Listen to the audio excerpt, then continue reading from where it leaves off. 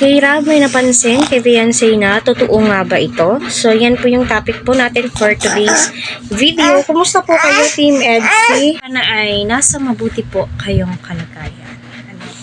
Naway patuloy po natin suportahan si Kalinga Prab, Kuya Val at ang buong team.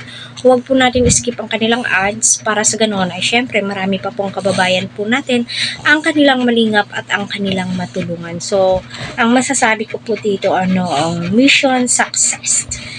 Para kila Kalinga Prab ang nangyaring ribbon cutting sa tahanan nila Beyonce na di po natin expected na ganun kaganda, ganun po yung plano ng sponsor, especially si Kalinga Prab. Yung efforts po ng mga karpentero ay hindi po talaga basta-basta, di ba? So unang-una sa lahat, naging tulay sila Kalinga Prab sa ganda ng buhay. Especially si Dr. Love, counted na din po yan hindi rin po natin maisa-isa. Especially yung mga sponsors na andyan, gumagabay, tumutulong sa financial nila Beyonce. At masasabi mong stable na po sila. Kulang na lang is pang kabuhayan. Pero alam naman po natin, nagbigay na po yung mga sponsors. Especially yung mga kagamitan po ng paglalako po nila. If ever gusto po nilang magtindahan, sa harap ng kanilang bahay, pwede naman din di ba?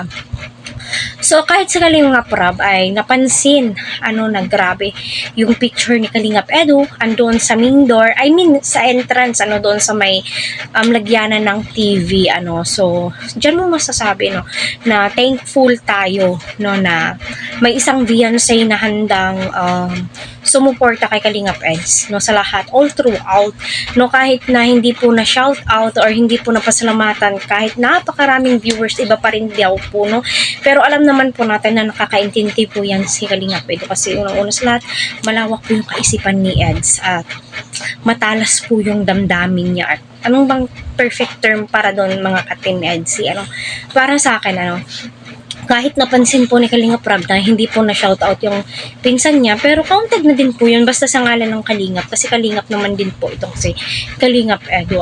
Grabe, kapansin-pansin, grabe, ang daming nagmamahal sa Edsy. Mga sponsors, reactors, mga official reactors, andoon po talaga, gumagabay, sa kanila. Grabe yung house tour, kumbaga, nagvideohan.